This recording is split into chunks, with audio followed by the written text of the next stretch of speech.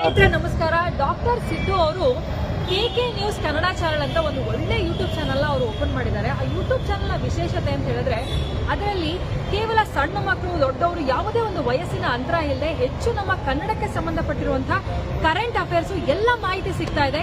ದಯವಿಟ್ಟು ಹೆಚ್ಚಿನ ಸಂಖ್ಯೆಯಲ್ಲಿ, ಅದರಲ್ಲೂ ನನ್ನ ಯುವ ಸ್ನೇಹಿತರು ಹೆಚ್ಚಿನ ಸಂಖ್ಯೆಯಲ್ಲಿ ಯೂಟ್ಯೂಬ್ ಚಾನಲ್ನ ಸಬ್ಸ್ಕ್ರೈಬ್ ಆಗಿ ಫಾಲೋ ಮಾಡಿ ಹೆಚ್ಚು ಕನ್ನಡ ಪರ ಜ್ಞಾನವನ್ನ ಬೆಳೆಸ್ಕೊಳ್ಳಿ ಅಂತ ಹೇಳೋದಕ್ಕೆ ಇಷ್ಟಪಡ್ತೀನಿ.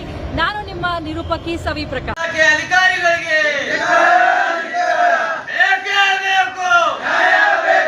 ಎಲ್ಲಿವರೆಗೆ ಹೋರಾಟ? ಕರ್ನಾಟಕ ರಕ್ಷಾ ವೇದಿಕೆಗೆ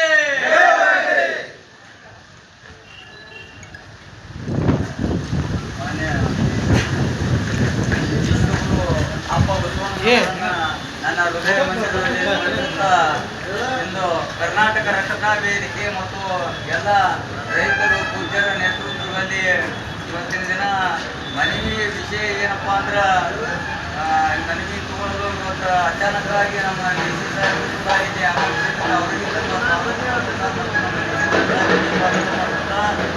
ಪೂಜ್ಯರಿಬ್ಬರಿಗೂ ಸ್ವಾಗತ ಮಾಡುತ್ತಾ ಮತ್ತು ಎಲ್ಲರನ್ನ ಕರ್ನಾಟಕ ರಕ್ಷಣಾ ವೇದಿಕೆ ರೈತ ಜನರಿಗೆ ಎಲ್ಲರಿಗೂ ಕೂಡ ಸ್ವಾಗತ ಮಾಡುತ್ತಾ ಇವತ್ತಿನ ದಿನ ಏನಾಗ್ಯದಪ್ಪ ಅಂದ್ರೆ ಬಸವನಬಾಗೇವಾಡಿ ಪಟ್ಟಣದಲ್ಲಿ ಹೆಸ್ಕಾಂ ಇಲಾಖೆ ಭ್ರಷ್ಟ ಇಲಾಖೆ ಆಗಿಬಿಟ್ಟದ. ರೈತರ ಕಣ್ಣೀರು ಒರೆಸುವ ಇಲಾಖೆ ಆಗಿಲ್ಲ, ಅದು ರೈತರ ಕಣ್ಣೀರು ರಕ್ತ ತರಿಸಂತ ಇಲಾಖೆ ಯಾವ್ದಾದ್ರು ಇದ್ರೆ ಅದು ಹೆಸ್ಕಾಂ ಇಲಾಖೆ ಅಂತ ಹೇಳಿ ಗಂಟಾಘೋಷವಾಗಿ ಹೇಳಕ್ಕೆ ಘೋಷಣೆ ಮಾಡಬೇಕು.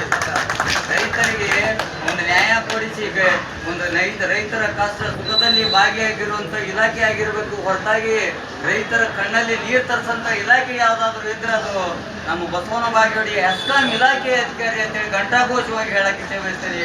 ಅಷ್ಟು ನಮ್ಮ ರೈತಾಪಿ ಜನರಿಗೆ ನೋವನ್ನು ಉಂಟು ಮಾಡ್ಯಾರ ಹೆಸ್ಕಾಂ ಇಲಾಖೆ ಅಧಿಕಾರಿಗಳು.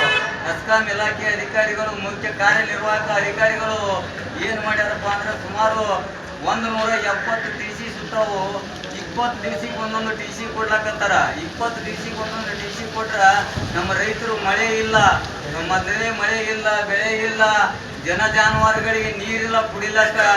ಈಗ 72 ತಾಸಿನ್ಯಾಗ ನಮಗ TC ಕೊಡ್ಬೇಕಾಗಿದ್ದು 20 ದಿವಸಕ್ಕೆ ಯಾಕೆ ಕೊಡ್ತಾರಪ್ಪ ಅಂತಂದ್ರೆ ಇವ್ರು ದುಡುಗು ಮಾಡ್ಯಾರ, ಭ್ರಷ್ಟ ಅಧಿಕಾರಿಗಳದಾರ.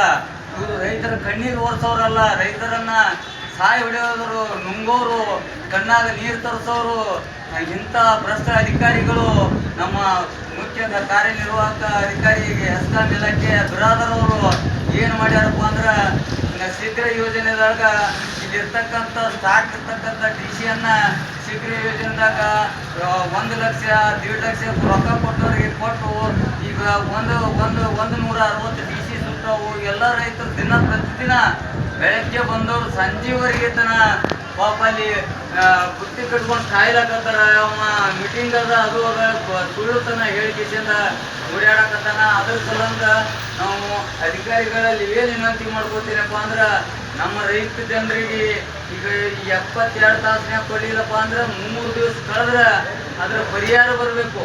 3 ದಿವಸ ಕಳೆದ್ರೆ ಅವ್ರು 4, 5, 6, 10 ದಿವಸ ಕೊಟ್ಟರು, 15 ದಿವಸ ಕೊಟ್ರಪ್ಪ ಅಂದ್ರೆ ಅದು ಯಾವುದೇ ಬೆಳೆ ಹಾಕಿದ್ರು, ನಮ್ಮ ರೈತ ಯಾವುದೇ ಬೆಳೆ ಹಾಕಿದ್ರು ಕೂಡ ಅದಕ್ಕೆ ಪರಿಹಾರ ಕೊಡ್ಬೇಕಂತ ಹೇಳಿ ಸರ್ಕಾರಿ ಸುತ್ತೋಲೆ ಐತೆ. ಆ ಸುತ್ತೋಲೆ ಪ್ರಕಾರ ಎಲ್ಲರೂ ನಮ್ಮ ರೈತಾಪಿ ಜನರು ಜಾಗೃತರಾಗಬೇಕು. ಯಾಕಂದ್ರೆ 15 ದಿವಸಕ್ಕೆ TC ಕೊಟ್ಟಾರ ಅಂತೇಳಿ 15 ದಿವಸಕ್ಕೆ ತೊಗೊಂಡು ಹೋಗೋದಲ್ಲ. ನಮ್ಗೆ 15 ದಿವಸ ಬೆಳಿಗ್ಗೆ ಏನು ಹಾಳಾಗ್ಯದ ಅದನ್ನ ನಷ್ಟವನ್ನು ನೀವು ಅವ್ರ ಕಡೆ ಕೇಳಿ ಇಸ್ಕೋಬೇಕು. ಇಂಥ ಭ್ರಷ್ಟ ಅಧಿಕಾರಿಯನ್ನ ಮೊನ್ನೆ ನಮ್ಮ MD ಮೇಡಮ್ ಅವರು ಕೂಡಲೇ ಇವನನ್ನ ಅನಾಮತುಗೊಳಿಸಬೇಕು. ಒಂದು ವೇಳೆ ಅನಾಮತುಗೊಳಿಸದಿದ್ರೆ ಕರ್ನಾಟಕ ರಕ್ಷಣಾ ವೇದಿಕೆ ಎಲ್ಲ ರೈತರನ್ನು ಒಗ್ಗೂಡಿಸಿಕೊಂಡು ಧರಣಿ ಸತ್ಯಾಗ್ರಹ ಇನ್ನು 2 ದಿನ ನಾವು ನಿಮ್ಗೆ ಗಡುವನ್ನು ಕೊಡ್ಲಾಕತ್ತೇವೆ. MD ಅವರಿಗೆ ಹೆಸ್ಕಾಂ ಇಲಾಖೆ ವಿಭಾಗದ MD ಅವರಿಗೆ 2 ದಿನ ಮಾತ್ರ ಗಡುವನ್ನು ಕೊಡಾಕತ್ತೇವೆ. 2 ದಿನದಲ್ಲಿ ನಮ್ಮ ಏನು 160 TC ಸುತ್ತಾವು ಅವು ಎಲ್ಲ ಸಮಸ್ಯೆಗಳನ್ನು ಪರಿಹಾರ ಮಾಡದೆ ಹೋದರೆ ಹೆಸ್ಕಾಂ ಇಲಾಖೆಗೆ ಚಾವಿ ಜಡಿದು ಅಲ್ಲೇ ಧರಣಿಯನ್ನ ಕರ್ನಾಟಕ ರಕ್ಷಣಾ ವೇದಿಕೆ ನೇತೃತ್ವದಲ್ಲಿ ಮತ್ತು ರೈತರ ನೇತೃತ್ವದಲ್ಲಿ ನಾವು ಅಲ್ಲಿ ಕುತ್ಕೊಂಡು ಅವರಿಗೆ ನ್ಯಾಯ ಕೊಡಿಸುವವರಿಗೆ ಬರುವುದಿಲ್ಲ. ಹೊಲದಲ್ಲಿ ಕುಳಿಸೋದಂಥ ಸಾಕ್ಷಿ ಸಮೇತ ನಮ್ಮಲ್ಲಿ ಸಿಕ್ಕಾವು. ಇವ ಅಂತಿಂತ ಈಗೇನು ಕಾಂಟ್ರಾಕ್ಟ್ರುಗಳ ಜೊತೆ ಸಂಪರ್ಕ ಇಟ್ಕೊಂಡು ಮತ್ತು TC ರಿಪೇರಿ ಮಾಡೋರ ಕಡೆ ಸಂಪರ್ಕ ಇಟ್ಕೊಂಡು ಇಂಥವೆಲ್ಲ ಭ್ರಷ್ಟಾಚಾರದಲ್ಲಿ ತೊಡಗಿರ್ತಕ್ಕಂಥ ಈ ವ್ಯಕ್ತಿಯನ್ನು ಕೂಡಲೇ ಎಮ್ ಡಿ ಮೇಡಮ್ ಅವ್ರ ಗಮನಕ್ಕೆ ನಿಮ್ಮ ಗಮನಕ್ಕೂ ಬರಬೇಕು. ಯಾಕಪ್ಪ ಅಂದ್ರೆ ನಿಮಗೂ ಜೋಳ ಗೋಧಿ ಎಲ್ಲ ಕಳಿಸ್ತೀನಿ, ಮೇಡಮ್ ಏನು ಮಾಡ್ತಾಳೆ ಅಂತ ನಿಮಗೆಲ್ಲ ಹೇಳ್ಕೊತ ಅಡ್ಡಾಡಕತ್ತಾನ. ಎಮ್ ಡಿ ಮೇಡಮ್ ಅವರು ಇದನ್ನು ಗಮನಕ್ಕೆ ತಗೊಂಡು ನೀವು ಶೀಘ್ರದಲ್ಲಿ 2 ದಿನ, ಇವತ್ತು ನಾಳೆ 2 ದಿನದಾಗ ಎಲ್ಲ ರೈತರ ಸಮಸ್ಯೆಯನ್ನು ಬಗೆಹರಿಸದೆ ಹೋದ್ರೆ ನಾವು ನಮ್ಮ 3ನೇ ದಿವಸಿಗೆ KV ಎಸ್ಕಾಂ ಇಲಾಖೆ ಮುಂದೆ ಧರಣಿ ಸತ್ಯಾಗ್ರಹವನ್ನು ರೈತರನ್ನು ಒಗ್ಗೂಡಿಸ್ಕೊಂಡು ಧರಣಿ ಸತ್ಯಾಗ್ರಹ ಕುಂದುತ್ತೇವೆ ಅಂತಕ್ಕಂಥ ಮಾತನ್ನು ಹೇಳ್ತೀನಿ.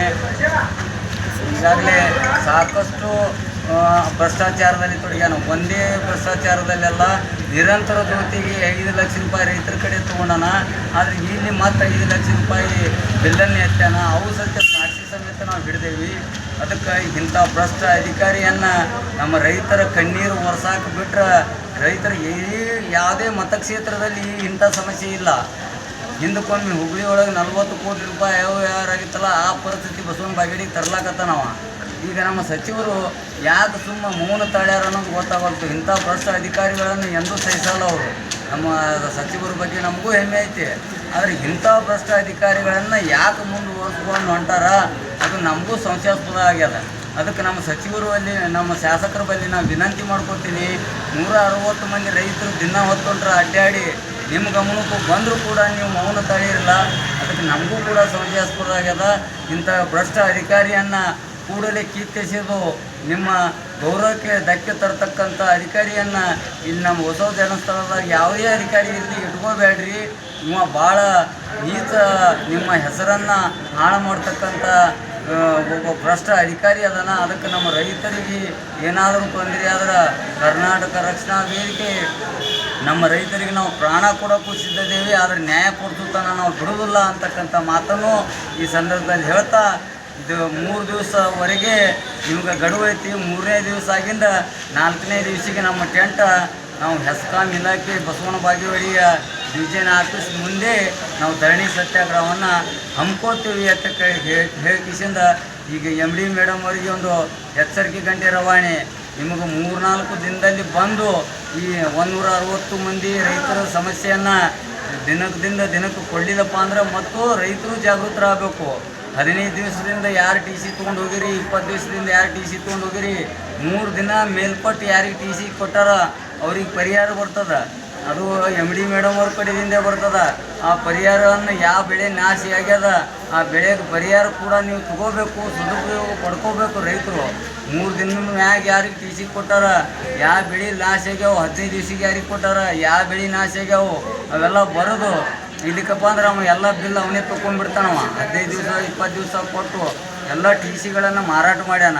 150-60 ಟಿ ಸಿಗಳನ್ನು ಶೀಘ್ರ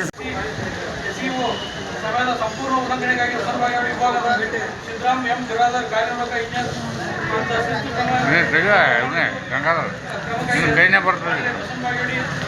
ಹಿಂದಾಡಿ ಇದನ್ನು ಮಾಡತ್ನಿ ಊಟ ಹಿಡಿಯಾಕತ್ರಿ ಮುಂದೆ ಬೈಬು ನೀನು ನಮ್ಮ ಜಂಬದಿಂದ ಏ ನಮ್ಮ ಮಳೆ ಹಾಕ್ತಾನೆ ಎಲ್ಲ ಹೊಡೆದು ಯಾರು ನಮ್ಮ ಮಳೆ ಇವನು ಊಟ ಬರ್ಬೇಕಲ್ಲ ಮುಂದೆ ನಿರ್ಲಕ್ಷ್ಯವಾಗಿ ಆಡಳಿತಾತ್ಮಕವಾಗಿ ವೈಫಲ್ಯದಿಂದ ಉಂಟಾಗಿದೆ. ಸಾಮಗ್ರಿಗಳ ಅಧಿಕೃತ ಪರಿವರ್ತನೆ ಅನಗತ್ಯ ಒಟ್ಟು 4 ಪೇಜ್ ಕೃಷಿಗಳನ್ನು ಸರಿಸುಮಾರು 2 ಸಂಖ್ಯೆಗಳಿಗೆ ವ್ಯವಸ್ಥಿತವಾಗಿ ಕಡಿಮೆ ಮಾಡಿದೆ. 150 ಕೃಷಿಗಳನ್ನು ದುರುಪಯೋಗ ಮಾಡಿಕೊಂಡಿದ್ದಾರೆ. ಸುಮ್ಮನೆ ಮಾಡ್ತಾರೆ ಭ್ರಷ್ಟಾಚಾರ ಬೇರೆ ಬೇರೆ ಕೆಲಸಗಳಿಗೆ ಉಪಯೋಗಿಸಿದ್ದಾರೆ. ಈ ಹಿಂದೆ ಹುಬ್ಬಳ್ಳಿ ನಗರದ ಉಗ್ರಾಣದಲ್ಲಿ ಆದಂತಹ